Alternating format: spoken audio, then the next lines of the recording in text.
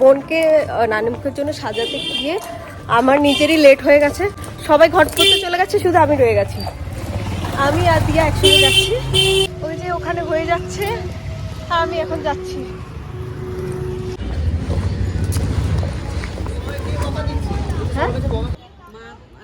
তো শালির বিয়েতে জামাইবাবু ঘট ভরার একটা নিয়ম আছে।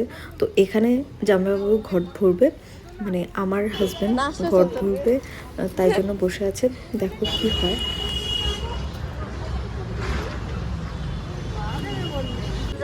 পুকুরের নিচেতে এতটাই নোংরা আছে, সে যেতে হয়েছিল, নামতে ঘেন্না করছিল।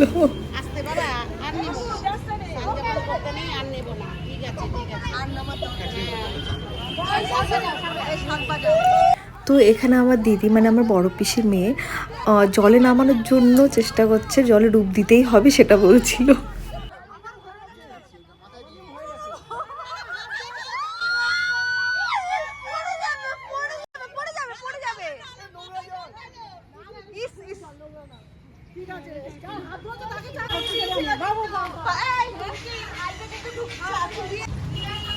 তখন হ্যাঁ আমি তোমাকেই করছি।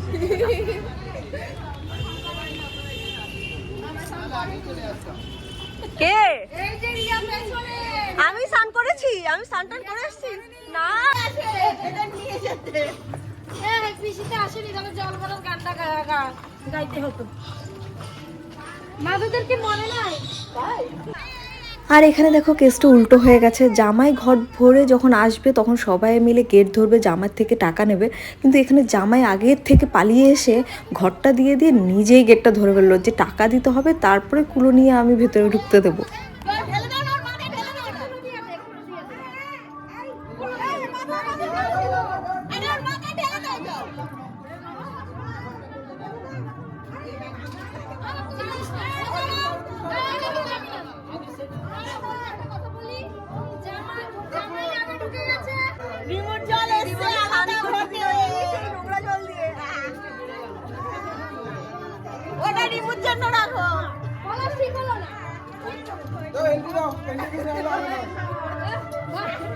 কে কাকে ধরছে সেটাই তো বোঝা মুশকিল হচ্ছে। তুই ধরছিস না, এক কাজ কর, দুজনে দুজনে হাত ধরে বেরো, আমরা যাই।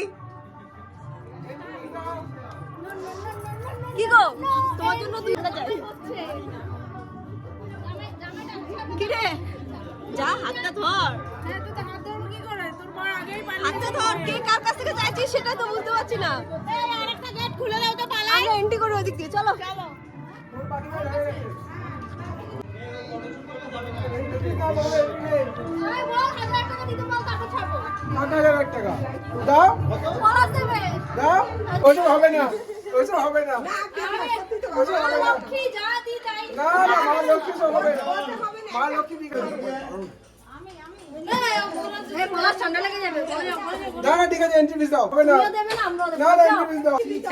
পালিয়েছে, যার কাছ থেকে পালিয়েছে, আর আমার কাছ থেকে তুমি নিলে তোমার পকেট থেকেই দিতে হবে।